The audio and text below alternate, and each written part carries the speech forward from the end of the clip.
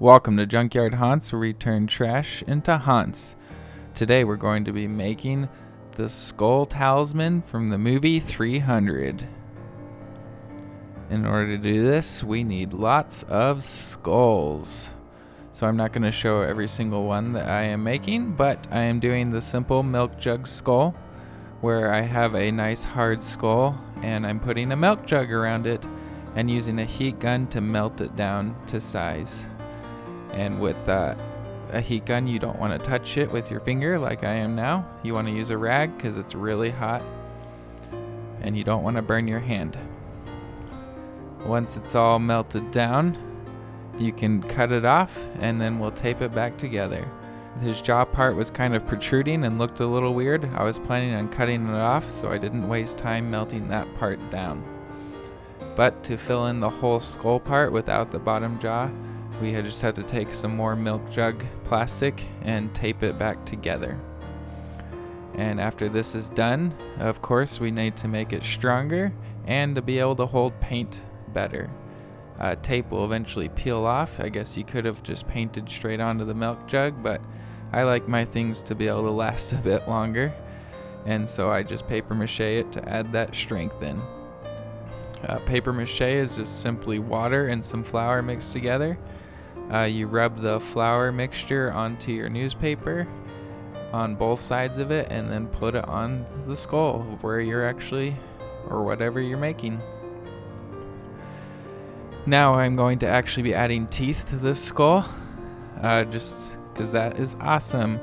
So I actually made these teeth a while ago when I made the zombie bust, which I can put a link up for that.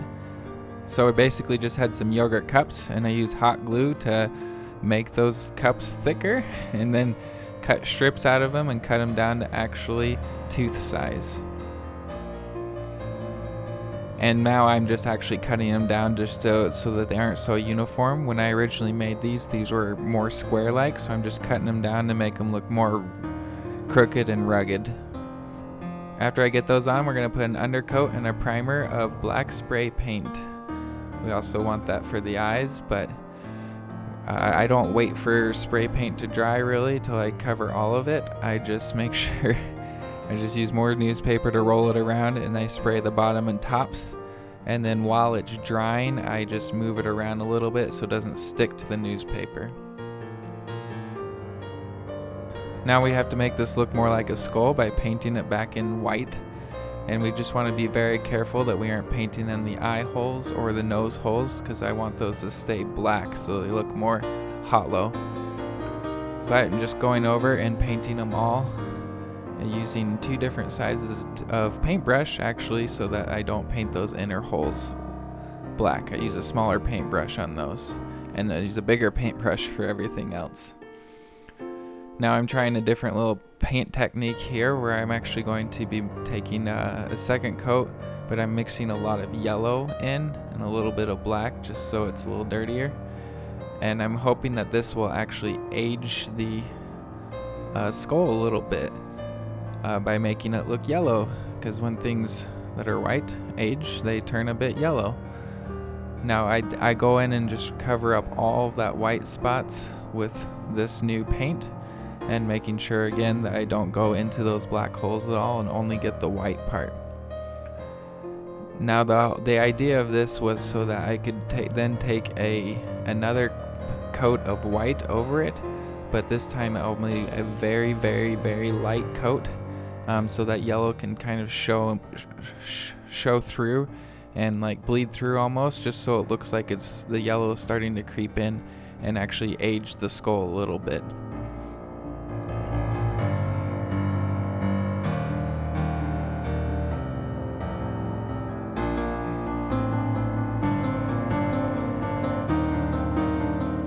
Now, since this is from a skull talisman from 300, they had crowns on them, heads, and so I figured the best way to make these crowns was to actually just make the skull and make the crown straight onto it.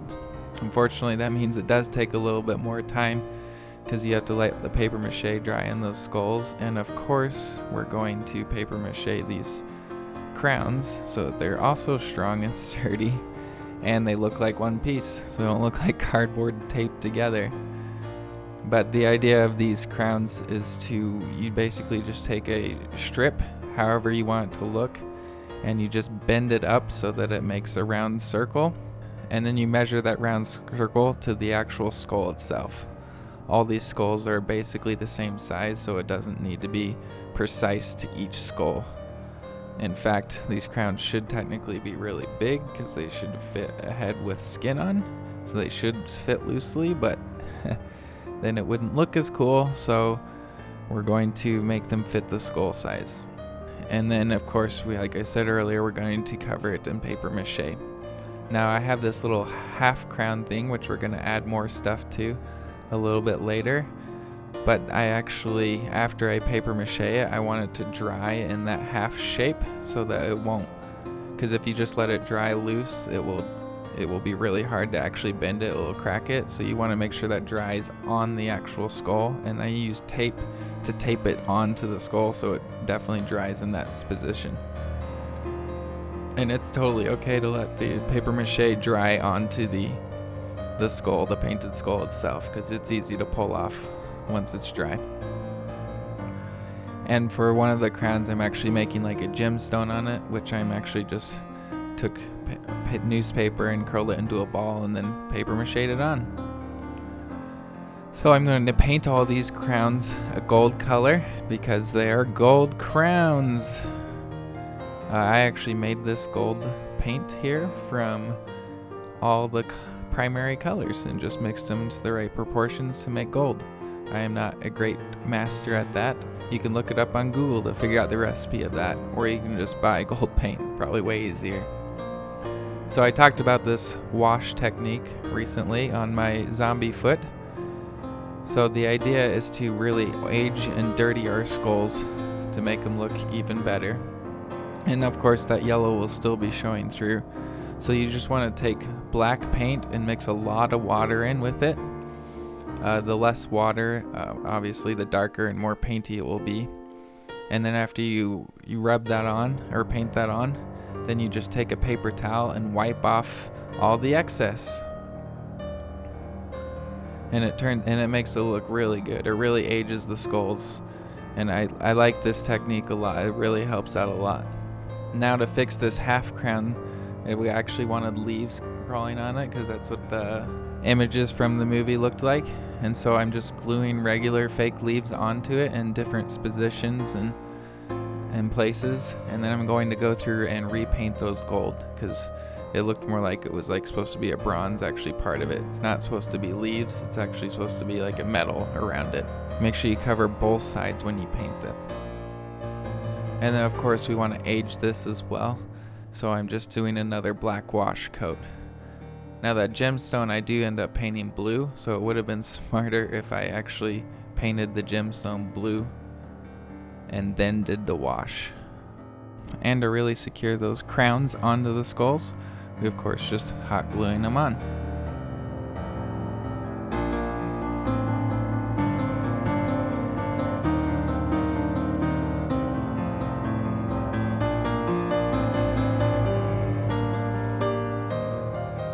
Now we have to connect all of these skulls together with rope, and this is probably the longest part of it. This, or actually making the skulls with the milk jugs and melting them down. That took a while to do, but this of course also takes a while.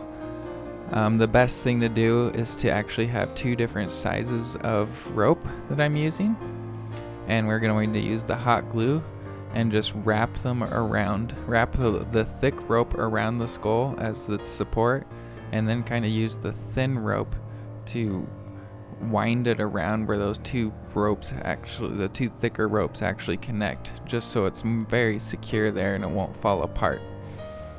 And feel free to go ahead and use a lot of that thin rope when you're doing that part, because you don't want this falling apart.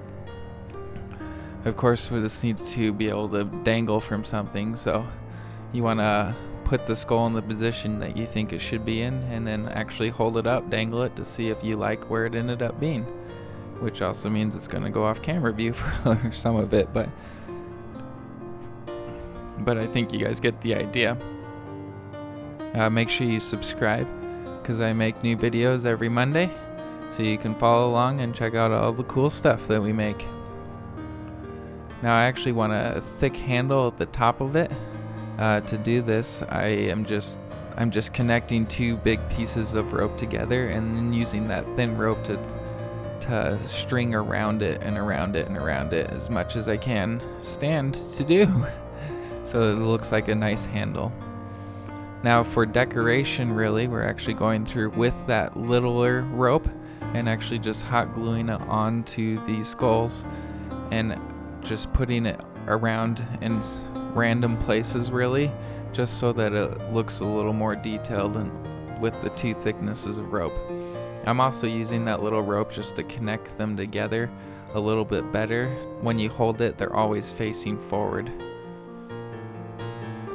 And then the last touch is to make our handle a little bit nicer by putting the thick rope around the top of our thin rope, just to make it a little nicer looking, and the bottom of it too.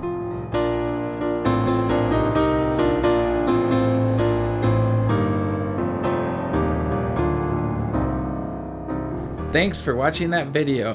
Make sure you hit subscribe, follow along, don't forget to share with all your friends. Also, join our Facebook page.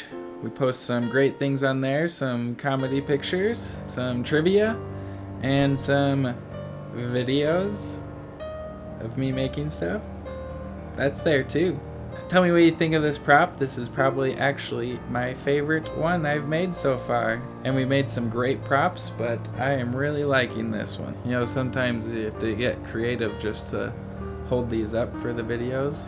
Like in Scary Things, you just, you know, hang that up on a tree or something. But this, it's like one tiny little thing and that, whoop, oh wow. Just kidding. I secured that very well.